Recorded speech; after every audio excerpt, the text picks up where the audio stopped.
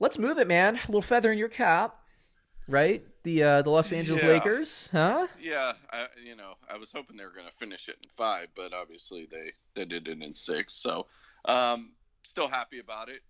Just because that was my pick. Right. However, I would have liked to see Miami win just for a story, but I don't think that was ever really gonna happen. But yeah, incredible. I know those guys. That's a big commitment to be basically stuck in a hotel for 89 Yeah. days or something like that. That's tough.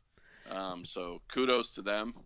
Kudos to And Miami too for right, kind of growing on the job. I mean, they were feisty back before the original shutdown, and they came into the bubble, and they were the best team in the East. I mean, it wasn't fluky. They handled everybody. right, yeah, no, I mean they look really good, and they have some stuff to grow on. You know, I think they obviously exceeded any expectations they have for their team, even at the beginning of the year. I don't think if anyone maybe thought Miami might scratch an eighth seed, but to get a top five seed and then to go all the way to the finals in this environment is kudos to them. It's a great organization. Yeah, and they ran through. I know the Boston series was a stretch, right? But the Milwaukee, I mean, they housed Milwaukee. Right, right, So right. who Yeah, did who did Toronto lose to? Was that Miami or was that somebody else? I can't remember who they lost to in their. Um, Boston. oh, that's right. That's right. Yeah, we were Yeah, talking yeah, about that. Yeah. So then we got LeBron wins his fourth title. I think it's impressive that he's the unquestioned leader. Although I think people who are just like analytics kind of focused people might make the argument that statistically Davis is the leader, but I don't buy that for a second. Never right, have. right. No, LeBron no. is the unquestioned leader behind the Cleveland, the Cleveland Cavaliers. He was kind of deferring his championships and originally with Dwayne Wade, but when he finally took the reins there, that's when they started like kind of winning and going. So he's a leader with Right, Miami. He's the leader with Cleveland. Goes to L.A. win or nothing. They get basically Davis, and then all of a sudden they win the finals. right. Um, and they were streaking last year before he got injured, and then they imploded after he got injured. So legacy wise, and I know we think it's kind of goofy to compare, but people like to hear the conversation, so we'll talk about it. To me, the finals victories. Here's how I'm splitting it out, because you and I, we've talked about this before. We think Michael Jordan. We've been fortunate enough in our life to live through, in the prime of our lives, Michael Jordan and LeBron James, their runs. Right. Right. We remember them. We were watching them as preteens, the Jordan era into our teenage years, and now we followed LeBron. Sam, I remember watching that. That high school game with LeBron James that they aired on ESPN. You remember all those years ago? Yeah, yeah, yeah. With Dickie B and Jay Billis calling the game. Yeah. So Yeah. I mean, we're fans of both of them, and I think as us kind of being in our upper 30s, probably that 35 to 45-year-old range can really dive in and compare these, because it's like there's no bias. We just liked them both. Right, Here's how right, I right. break it down. Michael Jordan, if there was some scenario where somebody said, "Hey, your life depends on winning one game," okay, and it's a one-on-one matchup, Michael Jordan versus LeBron James. I know LeBron James is physically imposing. I'm going to take Michael Jordan. If I Right. got to have it, Michael Jordan's the guy. Okay, Yeah, for sure, for sure. and the finals teams. Look, Michael Jordan had Scottie Pippen, who we've talked about at length on this show. I'm a little bit higher on him historically than you are, and I mean a little bit, because both of us think he's probably the most, as decorated as he is, the most underrated player in NBA history because of Right, Michael Jordan. right, right, He's right. fantastic, right? You got Rodman in the second three. You got Horace Grant and Cartwright in the first three. Those Chicago and Phil Jackson coaching. Those Chicago Bulls teams were amazing teams. LeBron James won with a lot of garbage in Cleveland for years. He finally had Kyrie when he broke through with Cleveland in his second stint there. Right. Look, Jordan had the teams, and he was a great leader for those teams, and those teams responded to his leadership. So the way I look at it is the finals victories for LeBron James, to me, are more impressive because those Bulls teams were so good. Yeah, So man. good. But the body of work, And well coached. Yeah. You think about the coaches that LeBron's have. Obviously Spo, but Tyronn Lue, which is he's a good young coach, but that's not the reason they won games was because Ty Lue was calling up ATOs and out of bounds plays. This year, Frank Vogel. I mean, Frank Vogel was fired by the Orlando Magic last year. So it's not like these coaches are a Phil Jackson level. So yeah, I totally agree with you there. Besides just the frontline players, you go all the way to the coaches and stuff, and it's LeBron has definitely done more with less. Not only that, let's look at who he has beaten in terms of like his teams in terms of coaching, because I think that's a good angle too. LeBron James has beaten Greg Popovich in the finals, who is outside of Phil Jackson is probably one of the best coaches ever. Right. He's beaten Steve Kerr in the finals, who I think is the body of work is still open, but I think he's a fantastic coach. Obviously groomed underneath Popovich and Phil Jackson, so he's kind of bringing in different concepts. And he beat Spoelstra, who I think is a very good coach. I know he was new and fresh back when LeBron, so you can say, well, you can't say he beat LeBron because you can't say he beat the coach when he was coached by that person. But Spoelstra was young, Now he's inexperienced. He's kind of a grizzled veteran. Back then he was kind of young, still a little bit learning on the job, but still a good, I think underrated back then. But Spoelstra, I like him more now than when LeBron had him, is what I'm saying. Right. No, I agree. So, again, the finals victories are more impressive, and I don't care what his finals record is because, again, look at the teams. Do I think that Michael Jordan would have been undefeated in the finals with that Kyrie Irving Cavaliers team? I don't think he would have been undefeated, okay? Look, the Indiana Pacers, who I think were the best team he ever played during the stretch in his own conference, was probably, in my opinion, back then the best team, the best challenge. It wasn't the Utah Jazz. It wasn't the Lakers, an aging Lakers team. It wasn't the Trailblazers or the Supersonics. It was the Indiana Pacers in the second trifecta that they put up there. But LeBron James had nothing. But what does impress me more about Jordan is the body of work that he did. He was super efficient with his time in the NBA. And if he didn't retire, he wins 7, definitely. Maybe 8. I don't know. I think maybe that second Houston Rockets team could have maybe given him some problems. Maybe. And then also if the Bulls didn't break up. And they were going into a lockout year with only 50-something games. That would have been a prime thing if they would have been able to bring all their people back. Prime thing for an older team. We forget that Michael retired for the second time at 34. Yeah, right. It wasn't like he was, super old, so it's different. Yeah, and Phil Jackson, of course, he went over to the Lakers, and then they had their run with Shaq and Kobe. You're right, man. If they had just kept that team together, they probably, especially if they'd kept Phil, because the Lakers needed Phil. If they had kept that together, I think that we probably would have, Shaq and Kobe were too good to not break through at some point. But the Lakers and the Bulls probably would have faced off, and I think the Bulls would have handled them if Phil was on, still with the Bulls. So, look, what Jordan did with his time and his ability and his sheer will to win, it was special, and I don't think we're ever going to see that again. And LeBron's different, but what we're going to get with LeBron is I think he's going to play clear into his 40s. Right. And so the body of work is going to be so strong. It's almost like what we're seeing with Tom Brady. And maybe Drew Brees to a lesser extent, is you play long. With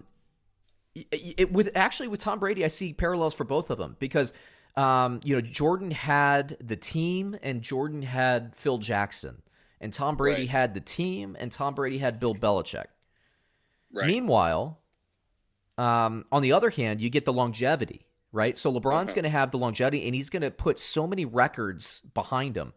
Assuming that he can play full seasons and then the game, seasons stop getting played like half seasons and stuff. But, odds are if he plays as long and keeps – because he doesn't look like he's deteriorating physically with what he does with his body and everything.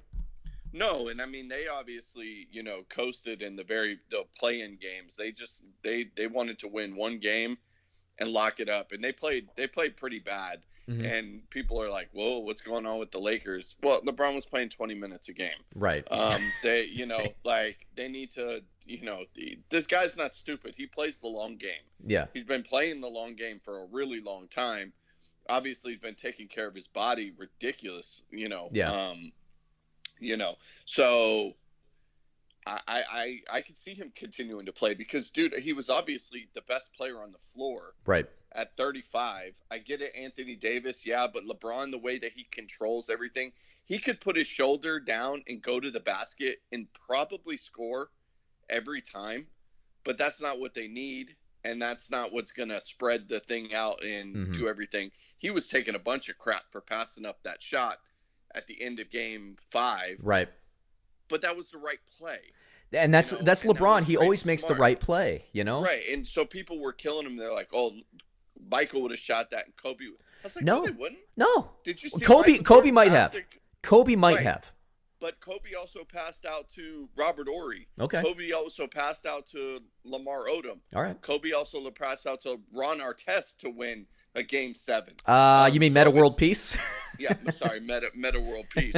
So people that make that argument, it's like, no, you're looking it's revisionist, at the now instead of, right. It's revisionist history, and bottom line is, look, if Paxton doesn't hit the shot, if Kerr doesn't hit the shot, Odom or whoever, Ori, if they don't hit the shot, then it isn't that. But because they hit the shot and they won the finals and they won the championships, we saw this all the time with the first Cleveland Cavaliers stint. Is he would kick it out, he'd be triple covered, he'd kick it out, and somebody would brick a shot. It happened all the time. That's what I'm saying. Like, his teams were mostly garbage. And if the guy hits the shot, then everyone wants to puff their chest out and say that he can't win games. He's won a fair amount of games in his history. Exactly. All right? Exactly. Big games. He's made big shots, all right? Exactly. So whatever. Like, stop that. Stop that talk. Yeah, it's ridiculous. And look, like Magic Johnson, like he was. Don't you remember Kareem? Hitting some sky hooks and stuff. Like he can't be on the Kobe stuff. Look, God rest his soul, right? Kobe stuff. Come on, are we really still talking about LeBron Kobe? Are we really doing that? Right. Really? No, come on. No, that shouldn't even be a thing. Look, Kobe's an all-time great. Don't get me wrong, but I don't think he'd be in my top 5. Would he be in yours? No, not top 5. He's I would say Lakers fans. He's in top 5. For Lakers fans, right? But of course, I'm not talking about all-time Lakers either. I think Lakers fans would probably put Jordan 1 and Kobe 2. That's just how they are. But in reality, like if I were to rank just off the top of my head, I'd have Jordan 1, I'd have LeBron 2, and you're splitting hairs here. Then I'd look at guys, I'd look at the Bird thing, but the Bird kind of bugs me a little bit because of his. Look, I mean, he was great on the floor. So how do you measure that? Because he didn't play that long. Right. He was hurt. He was really banged up by the end of his career.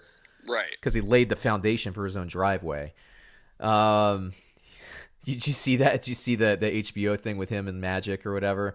He built it like his mom's driveway or something like that. Tweaked his back and it ended his career ultimately. Yeah. But like Bird obviously is great on the court, but Duncan. Look, he's not the sexiest player, but I mean, the dude was productive for so long.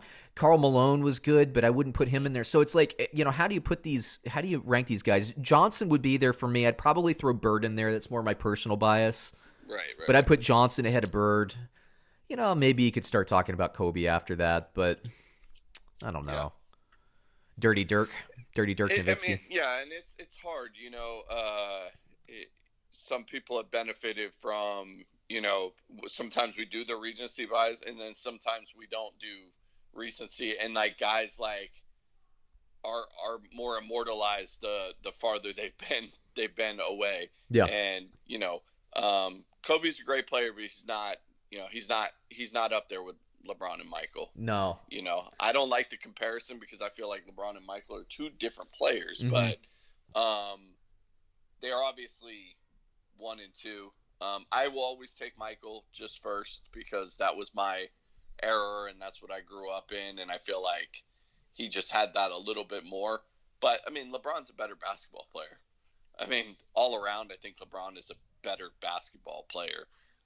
Obviously has benefited from the things that we have body today, sciences and all medicine, that. the Yeah. body science, the chamber that he sleeps in, the full team that he has with him all the time. So, but you know what, in 20, 30 years, we're going to have somebody else that's going to even be more, geared in than LeBron is, and Yeah. that's just the way it's going to go in life. And the reality is 20, 30 years from now, the people that are having these conversations won't have seen Jordan. So it'd be like me comparing to Michael Jordan to Wilt Chamberlain. What the hell do I know about Wilt Chamberlain, So it's eras and it's all that stuff. But, again, having watched both of them as closely as we have in our lives, I mean, we basically went from one to the other. We might have had a little bit of gap in between them, but yeah, dude, like it's two different things, two different players. Michael Jordan after a game, he'd have a cigar and a scotch.